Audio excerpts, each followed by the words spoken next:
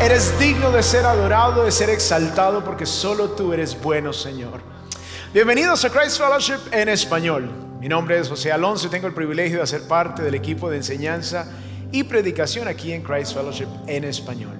Y hoy continuamos con nuestra serie de Regreso al Futuro, en donde estamos dando una mirada a los eventos por venir a partir de Marcos capítulo 13. Así que quiero invitarlos para que ustedes abran sus Biblias en Marcos capítulo 13. Y hoy vamos a leer el versículo 19.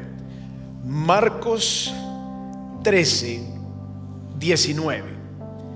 Dice la palabra del Señor: porque aquellos días serán ¿de qué?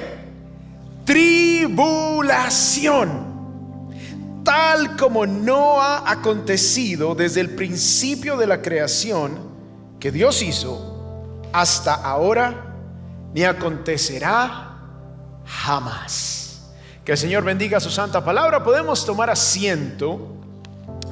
Hoy he titulado este mensaje: ¿por qué Dios no hace nada al respecto? Y esa es una pregunta que generalmente viene a nuestra mente cuando nos encontramos frente a situaciones difíciles de comprender. ¿Por qué Dios no hace nada al respecto? Y yo quiero iniciar este mensaje analizando algunos hechos que han ocurrido en los últimos tiempos que nos presentan precisamente este tipo de pregunta: ¿por qué Dios no hace nada al respecto? Y quiero iniciar con el 26 de febrero de este año. 300 niñas de un colegio de Nigeria fueron secuestradas. En el 2014 el grupo terrorista Boko Haram había secuestrado a 274 niñas, de las cuales hoy, 7 años después, 100 de ellas todavía están desaparecidas. Y la pregunta es: ¿por qué Dios no hace algo al respecto de esta situación? Tenemos en la siguiente imagen a una niña que está llorando a su hermanita porque el mes pasado, en mayo 10, el grupo terrorista de los talibanes puso una bomba en un colegio de niñas, matando a 85 personas, hiriendo a más de 160. Ellos creen que la mujer no debe ser educada, y como esta comunidad educa a sus niñas, entonces ellos querían darles una lección y pusieron una bomba, matando a todas estas personas, principalmente niñas que lo único que estaban haciendo era estudiar. Y la pregunta que surge entonces es: ¿por qué Dios no hace algo al respecto? ¿Por qué Dios no hace justicia?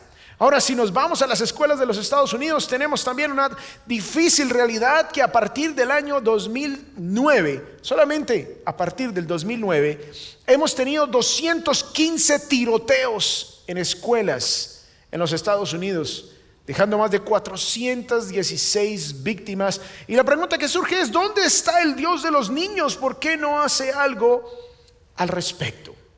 Tenemos también, yéndonos un poquito más hacia el Medio Oriente, el 20 de mayo, hace unos pocos días, el grupo terrorista Hamas lanzó unos cohetes contra unas poblaciones, contra unas comunidades de civiles en Israel. Israel responde enviando misiles a las zonas desde donde se dispararon estos primeros misiles en contra de Israel. Ahora, en todo esto, los que pagan los platos rotos, como decimos en Latinoamérica, son los civiles, quienes no hicieron nada, no dispararon, no querían ser atacados, pero resulta que ellos son los que reciben los ataques y sus edificios son destruidos. Y la pregunta que surge es: ¿dónde está el Dios de las personas comunes y corrientes para que haga justicia en estas circunstancias? Ahora, tenemos también otra triste realidad, y en octubre del año 2018, un hombre llamado Richard Bowers entró en una sinagoga en Pittsburgh, Pensilvania, gritando: todos los judíos deben morir, con un rifle de asalto, y empezó a disparar. Mató a 11 congregantes e hirió a otros 6, incluidos 4 policías. Y la pregunta que surge es: ¿dónde está el Dios de los judíos para que haga justicia? Y finalmente, en medio de todas estas tristes noticias, la organización llamada Puertas Abiertas calcula que 13 cristianos pierden su vida cada día en el mundo por seguir a Jesús, principalmente a manos de grupos radicales islámicos. Solamente en Nigeria, cada año 1,000 cristianos pierden su vida como consecuencia de los ataques que ellos hacen a comunidades cristianas, a iglesias cristianas, como resultado de las violaciones, de los homicidios que grupos como Boko Haram o militantes de Fulani hacen en contra de los cristianos. La pregunta que surge es: ¿dónde está el Dios de los cristianos? Ahora, permítanme traer todas estas circunstancias a la enseñanza de hoy, porque todo esto es simplemente un ejemplo de todas las atrocidades que los seres humanos cometen a diario en este mundo. Y esto nos lleva a pensar: ¿por qué Dios no hace algo al respecto? ¿Por qué Dios no trae justicia? ¿Por qué Dios no trae su juicio sobre todas estas personas? Ahora, la realidad es que Dios sí va a hacer justicia. La realidad es que viene un tiempo en donde Dios desatará su ira, donde Dios hará justicia ante todas estas cosas que aparentemente pensamos que Dios no va a hacer nada al respecto. Y este periodo de tiempo donde Dios va a ejecutar su justo juicio se conoce como la gran tribulación. Y hoy quiero compartir con ustedes la idea principal de este mensaje, y es: la futura gran tribulación refleja la justicia y la misericordia de Dios. Y quiero invitarlos a que tomen nota, y la mejor manera de hacerlo es descargando la aplicación allí de CF Miami. Ahora, en medio de todo esto surgen preguntas como: bueno, ¿cómo será este periodo de tiempo? ¿Cómo enjuiciará Dios a la tierra en medio de la gran tribulación? ¿En qué momento sucederá esto y cuánto durará? Ahora, todas estas preguntas son precisamente las que vamos a responder hoy a la luz de Marcos capítulo 13, versículos 14 al 23. Bien, pero para iniciar vamos a recordar un poquito la estructura de Marcos capítulo 13. Y habíamos visto que Marcos capítulo 13 tiene básicamente 3 partes. Los primeros 13 versículos nos hablan de la historia actual, de lo que sucede en estos tiempos. Luego los versículos 14 al 23 nos hablan del periodo de la gran tribulación, que es precisamente el tema del mensaje de hoy. Y finalmente los versículos 24 al 27 nos hablan de la segunda venida de Cristo. Así que vamos a compartir hoy 3 puntos esenciales, 3 verdades muy importantes que nos van a ayudar a entender la gran tribulación y la relevancia que eso tiene para nosotros hoy. Así que vamos a iniciar con el punto número 1 que encontramos aquí, y es: la gran tribulación revela la certeza. ¿La qué?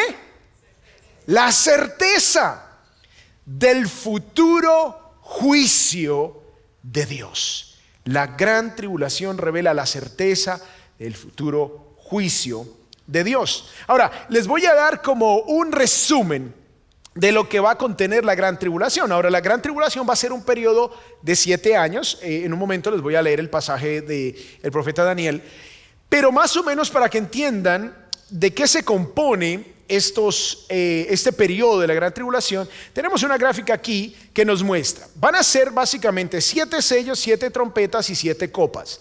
Cada uno de estos es un juicio específico. Ahora, los 7 sellos van a ser los primeros que se van a desatar, y el séptimo sello, les voy a contar un poquito de los sellos. Miren acá. El primer elemento de estos 7 sellos va a ser la aparición del anticristo. Entonces, cuando se desata el primer sello, va a aparecer el anticristo. Ya vamos a hablar del anticristo. Y en resumen, eso está en todo el capítulo 6 de Apocalipsis. Van a haber guerras y muertes, van a haber plagas y hambruna, va a haber terremotos y fenómenos astronómicos como nunca antes los ha habido. Dios va a empezar a desatar su ira sobre la tierra y va a empezar a enjuiciar a las naciones por todos sus pecados, por toda su maldad, a través de los juicios de los 7 sellos. Ahora volvamos a la estructura general. Y esto funciona de la siguiente manera. El séptimo sello es básicamente las 7 trompetas. Entonces es como que los sellos están contenidos aquí como si fuera un telescopio, y dentro de los sellos del séptimo sello se desatan las 7 trompetas, y la séptima trompeta incluye las 7 copas de la ira. Ahora entonces esto es como que Dios nos está mostrando cómo se van desatando estos juicios, que el séptimo sello contiene las 7 trompetas y la séptima trompeta contiene las 7 copas de la ira. Y es como una mirada hacia el futuro, es como que Dios nos está mostrando, miren lo que viene. Y esto tiene una aplicación muy especial para nosotros, que va a ser el último punto que vamos a compartir en este mensaje. Pero en este punto inicial queremos hablar de la certeza del justo juicio de Dios. Entonces ya vimos los primeros 7 sellos, luego vienen las 7 trompetas. Ahora, los juicios de las 7 trompetas van a ser realmente espeluznantes, porque un ángel va a tocar esa trompeta y cada una de ellas, y va a haber granizo y fuego, y la tercera parte de la tierra se va a quemar. Va a haber la conversión del mar en sangre, y la tercera parte de animales marinos van a morir. Y va a haber oscuridad, la tercera parte del sol se oscurecerá, y obviamente las estrellas del cielo también perderán su resplandor en una tercera parte. Entonces estos son los juicios que vendrán a través de las 7 trompetas. Y volviendo al esquema inicial, la séptima trompeta incluye las 7 copas de la ira. Ahora recordemos, todo esto ocurrirá dentro de un periodo de 7 años. Así que si ustedes pensaban que Dios no iba a hacer algo al respecto de toda la maldad que se está ejecutando hoy día, de todo lo que está sucediendo, bueno, están equivocados, porque Dios sí va a enjuiciar a las naciones. Veamos las copas que incluyen. Las copas de la ira incluyen llagas para los que tienen la señal de la bestia. Va el agua, toda el agua, no solamente ahora del mar, sino también de los ríos y de los manantiales, se va a convertir en sangre. Todo va a morir en el mar y no va a existir agua potable. Pensemos por un momento, esto va a ser como una película de terror. Van a haber quemaduras por el sol, y va a haber oscuridad, y va a haber terremotos, pero grandes terremotos como nunca los ha habido jamás. Ahora, todo esto es lo que se va a desatar sobre la tierra, y de esta manera Dios va a ejecutar su santo juicio sobre las naciones. No va a quedar nadie sin castigo, no va a quedar nadie que esté viviendo que no reciba la retribución de sus malas obras. Ahora miremos lo que nos dice Marcos entonces en el texto que estamos estudiando. Pero cuando vean la abominación de la desolación, recordemos que el primer sello es la mención del anticristo, y aquí Marcos menciona al anticristo como la abominación de la desolación. Y ahorita vamos a hablar un poquito más qué significa esto de la abominación de la desolación, porque es el mismo término que usaron los judíos cuando Antíoco Epífanes vino al templo en el año 169 antes de Cristo más o menos, y vino al templo allí en Jerusalén y sacrificó un cerdo en el lugar del altar. Y obviamente para los judíos el Antiguo Testamento habla del cerdo como un animal impuro, no apto para las ceremonias y los rituales religiosos. Entonces esto era la abominación desoladora que vivieron los judíos, y a partir de eso hubo una revuelta por parte de la familia que se conocía como los macabeos, y ellos tomaron el control de esa zona del mundo, y por 100 años Israel fue una nación libre sin ningún dominio sobre ellos. Bueno, luego vinieron los romanos, y en el tiempo de Jesús obviamente Israel estaba bajo los romanos. Pero cuando vean, dice el Señor, cuando vean la abominación de la desolación, o sea, cuando vean al anticristo puesto donde no debe estar, o sea, en el templo en Jerusalén. Ahora recordemos que hoy no hay templo, y ahorita vamos a hablar un poquito más de esto. El que lea, que entienda, dice Marcos. Entonces los que estén en Judea huyan a los montes, y el que esté en la azotea no baje ni entre a sacar nada de su casa, y el que esté en el campo no vuelva a tomar su capa. Pero ay de las que estén encinta y de las que estén criando en aquellos días. Oren para que esto no suceda en el invierno, porque aquellos días serán de tribulación, tal como no ha acontecido desde el principio de la creación que hizo Dios hasta ahora, ni acontecerá jamás. Así que tenemos acá una descripción muy clara de cómo Dios va a enjuiciar a las naciones. Cuando dice acá la abominación desoladora, hace referencia a aquella expresión que utilizó el profeta Daniel para referirse de aquel anticristo, de aquel que personificaría a todo lo que se opone a Dios, a todo lo que se opone a Cristo. Sería uno que se proclamaría como un falso Cristo, uno que se haría pasar por el Mesías. Ahora, no sabemos de qué manera este líder que aparecerá en algún momento en la historia, no sabemos cuáles serán todas sus características, si será judío, si será musulmán, no sabemos, hay mucha especulación al respecto. Pero miren lo que dice Daniel 9:27. Y él, hablando del anticristo, hará un pacto firme con muchos por una semana. Cuando Daniel habla de semanas, está hablando de grupos de 7 años. Entonces aquí va a haber un pacto del anticristo, un pacto que se cree que va a ser de paz por otros pasajes bíblicos, pero a la mitad de la semana, a los 3 años y medio, pondrá fin al sacrificio. O sea que en algún momento se va a reconstruir el templo, en algún momento se van a reanudar los sacrificios en el templo como se hacían en el Antiguo Testamento, y la ofrenda también, y las ofrendas que traían al altar. Pero en la mitad de ese tiempo, de esos 7 años, de ese supuesto pacto de paz, este hombre va a detener todas las cosas. Esto es lo que nos dice el profeta Daniel. Perdón, aquí no me falta una parte del pasaje. Sobre el ala de abominaciones vendrá el desolador, o sea, el anticristo, hasta que una destrucción completa, la que está decretada, sea derramada sobre el desolador. O sea, Dios lo va a destruir. Definitivamente Dios va a destruir a este hombre. Entonces, esta es una descripción de lo que va a ser el anticristo. Un líder, obviamente entendemos que va a ser un líder político, probablemente para que tenga la capacidad de alguna manera ser aceptado por los judíos. Ahora, pero antes de ser aceptado por los judíos y antes de que haya templo, hay un problemita. Y el problemita es que hay algo allí en el monte del templo en Jerusalén, que cuando estuve en Jerusalén, precisamente me llamó la atención muchísimo lo que es el monte del templo, la superficie donde estaba el templo. Yo no pensé que eso era tan grande, es gigantesco. Y en medio de eso está lo que se conoce como el domo de la roca. Ahora, el domo de la roca no es una mezquita donde la gente puede entrar. Es más bien algo conmemorativo, porque adentro está esta roca gigante donde ellos dicen que desde esta roca el profeta Mahoma, el líder de ellos, salió hacia el cielo en su caballo. Entonces, imagínense ustedes. Ahora, en la siguiente foto vamos a ver el domo de la roca en la superficie. Esto es bastante amplio, bastante grande, lo que se conoce como el monte del templo.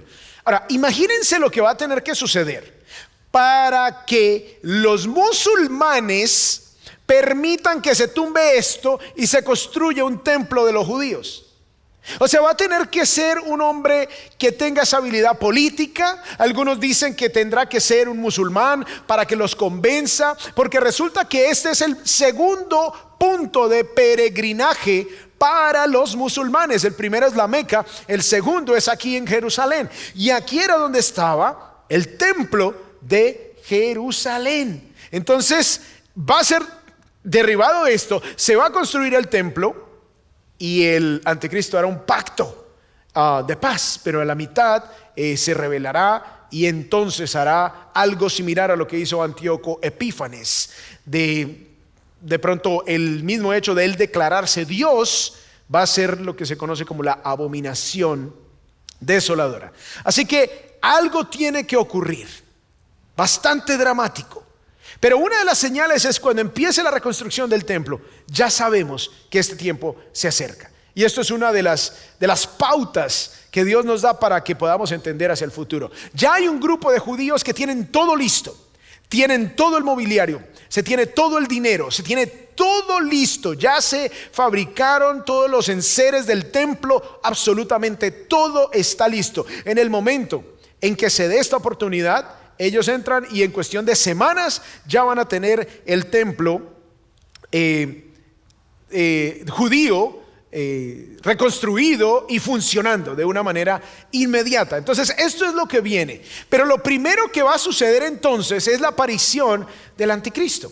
Eso es lo primero que tiene que ocurrir después de este tiempo que estamos viviendo en este momento.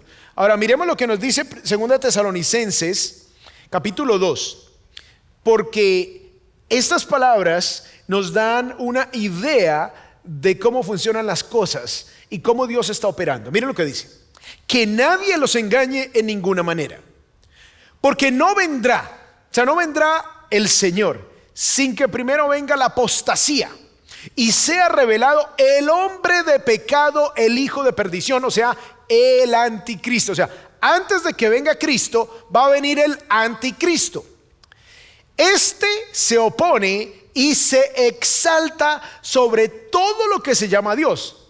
Por eso les mencioné hace un momento, quizás la abominación desoladora es porque él se va a declarar Dios mismo allí en el templo, o es objeto de culto, de manera que se sienta en el templo de Dios, presentándose como si fuera Dios.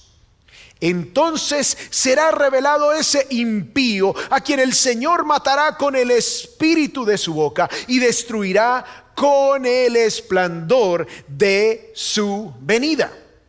La venida del impío será conforme a la actividad de Satanás, con todo poder y señales y prodigios mentirosos. Entonces miren, Satanás lo va a empoderar de una manera tal que aún los judíos pensarán que es el Mesías, y con todo engaño de iniquidad para los que se pierden. Escuchen esto, miren lo que dice acá: este hombre va a venir a engañar a los que se pierden porque no recibieron el amor de la verdad para ser salvos. O sea, todos los que rechazaron al Cristo que predicamos hoy, todos los que no aceptaron al Señor Jesucristo, entonces ellos serán engañados para creer en el anticristo. Y miren lo que dice: por esto Dios.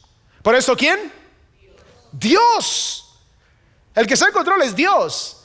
Satanás le permite Dios le permite a Satanás hacer ciertas cosas para cumplir sus propósitos perfectos. Dice: por esto Dios les enviará un poder engañoso. O sea, Dios está permitiendo que venga este hijo de perdición, que venga este anticristo, para que crean en la mentira, a fin de que sean ¿qué? Juzgados.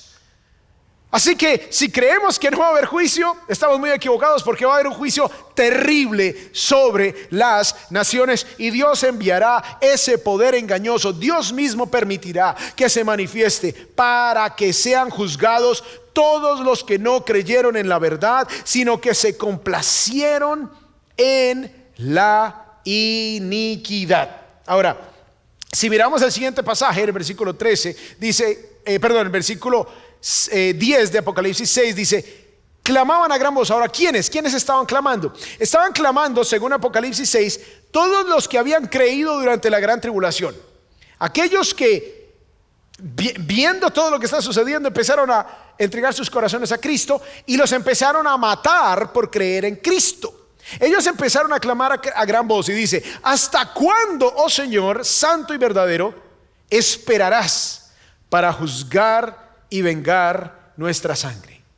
Todos esos cristianos que han muerto a manos de personas intolerantes, de terroristas, de víctimas de todos estos crímenes religiosos, obviamente se sumarán a este clamor. Dice: y vengar nuestra sangre de los que moran en la tierra. ¿Hasta cuándo, Señor? Y Dios efectivamente va a enjuiciar de una manera dramática, de una manera contundente, de una manera certera. Así que hay certeza en que Dios va a enjuiciar a este mundo. Es certero su juicio. Ahora recordemos la idea principal. La futura gran tribulación revela la justicia y la misericordia de Dios. Y aún así, la gente se sigue preguntando, ay, pero ¿por qué hay tanta maldad en la tierra? Ay, pero ¿por qué los niños se mueren de hambre en el África? Ay, ¿por qué en la India? Bueno, si en la India están adorando a las vacas y a las ratas, ¿por qué se van a quejar de que se le coman las ratas los cultivos y de que no haya nada que comer si en lugar de hacer un asado están adorando a la vaca? Eso no es culpa de Dios. Esa es la consecuencia del pecado del ser humano. Pero nos gusta echarle la culpa a alguien y bueno, a veces pensamos que la culpa la tiene Dios. Entonces, el primer punto que vemos aquí es que esa futura gran tribulación definitivamente revela la certeza del juicio de Dios. Pero algunos dicen, bueno, pero ¿por qué se demora tanto? Esto como que realmente nunca va a ocurrir. Punto número 2. La futura gran tribulación revela la misericordia de Dios hoy. Pensemos por un momento. ¿Hace cuánto que conoces de Jesús si ya entregaste tu vida a Él? ¿Hace cuánto conoces de Él? Yo entregué mi vida a Jesús noviembre 30 de 1996. Si Jesús hubiese venido a enjuiciar la tierra el día anterior, noviembre 29 de 1996, yo no hubiese experimentado la misericordia de Dios. Hubiese perecido en todos estos juicios, en todas estas plagas, en todas estas situaciones terribles que van a suceder durante la gran tribulación. Ahora miremos lo que nos dice segunda de Pedro, versículo 3, a partir del versículo 8. Pero amados, no ignoren esto, que para el Señor un día es como 1000 años y 1000 años como un día. O sea, el Señor no está de afán, básicamente lo que está diciendo Pedro. El Señor no se tarda en cumplir su promesa, ni llega tarde, ni está de afán. Dice acá, según algunos entienden la tardanza. O sea, porque muchos dicen, ay, pero ¿cuántos años llevan diciendo que el Señor va a venir y que va a volver y que va a regresar? Pero nada que viene. Entonces algunos tienen eso por tardanza, pero Pedro nos explica que el hecho de que Jesús no haya venido, el hecho de que Dios todavía no haya derramado toda su ira sobre esta tierra en ese periodo de gran tribulación, dice aquí, sino que es paciente. ¿Es qué? Paciente para con quiénes? Para con ustedes, dice el texto, o sea, nosotros, no queriendo que nadie ¿qué? Perezca, sino que todos vengan al arrepentimiento. Dios no desea que la gente sea destruida. Dios no desea que la gente perezca en sus pecados, en su maldad. Dios no desea que la gente que a hierro mata, a hierro muera. Ese no es el deseo de Dios. El deseo de Dios es la salvación de los pecadores. La pregunta es, ¿por qué Dios no aniquila a los terroristas? Bueno, la respuesta es porque está siendo paciente para que se arrepientan. Hay un libro fenomenal que mi hija estaba leyendo hace un par de años sobre uno de los hijos de un líder de Hamás allí en la Franja de Gaza, que entregó su vida a Cristo. Es increíble, Dios alcanza a esas personas que uno diría que son inalcanzables, pero Dios está deseando que los terroristas, los violadores, los homicidas, ellos se arrepientan y vengan a Él. Y punto número 3, la gran tribulación me motiva a 3 cosas hoy. Entonces, ya vimos todas las características así a grosso modo, porque no tenemos suficiente tiempo para profundizar en todas estas características. Si quieren saber más sobre los 7 sellos, lean Apocalipsis 6. Si quieren leer más sobre las 7 trompetas, lean Apocalipsis 8, 9, 10 y 11. Y si quieren saber más sobre los 7 sellos, entonces lean Apocalipsis capítulos 16 al 21. Ahí están todos los detalles. Bien interesante. Pero ¿qué hacemos con toda esa información? ¿Qué relevancia tiene esto? Y me motiva la gran tribulación a 3 cosas hoy. Esta es la manera como nosotros podemos aplicar el conocimiento que ahora tenemos sobre este tiempo que vendrá, que garantiza la certeza del juicio de Dios y revela también su misericordia. Primero, puedo descansar en la certeza del juicio de Dios. Porque yo no sé ustedes, pero a mí a veces me da rabia ver las noticias. De hecho, hace varios meses con mi esposa decidimos que íbamos a quitar el cable de casa y que no íbamos a ver más noticias. Porque la injusticia que se vive en este mundo nos genera tanto dolor, tanta rabia, tanta angustia, tanta amargura a veces, que realmente no es saludable. Ahora quiero que miremos lo que dice Jeremías, capítulo 25, versículos 31 en adelante. Miren lo que dice el Señor, que nos va a ayudar a descansar, a no cargarnos, a no llenarnos de ira, a no llenarnos de amargura. Dice el Señor: ha llegado el estruendo hasta el fin de la tierra, porque el Señor tiene un pleito contra las naciones. Yo no sé si ustedes alguna vez, a mí me encantaba pelear cuando yo era muchacho. Y yo decía: a la salida nos vemos. Tenemos un pleito y a la salida lo vamos a cuadrar. Eso es lo que dice. El Señor tiene un pleito con las naciones. Y viene el momento en que el Señor lo va a solucionar. Y esa es la gran tribulación. Entra en juicio contra toda carne. A los impíos los entregará a la espada, declara el Señor. Luego dice: así dice el Señor de los ejércitos: el mal va de nación en nación, y una gran tempestad se levanta de los confines de la tierra. En aquel día los muertos por el Señor estarán desde un extremo de la tierra hasta el otro. Mire, va a venir tanto juicio de parte de Dios que van a haber muertos por todo lado. Dice: no los llorarán, ni los recogerán, ni los sepultarán. Serán como estiércol sobre la superficie de la tierra. Estas son palabras mayores. Él ha abandonado como un león su guarida, porque su tierra se ha convertido en horror por el furor de la espada opresora, y a causa de su ardiente ira va a salir como un león a destrozar, a devorar, a hacer justo juicio. Así que este pasaje aquí en Jeremías nos muestra la certeza del juicio de Dios. Así que podemos descansar, porque toda maldad que vemos hoy no va a quedar impune, no va a quedar sin castigo. Toda la corrupción en las naciones será ajusticiada. Nadie quedará sin su retribución por su maldad. Jesús recibirá toda la gloria y ejecutará toda la justicia.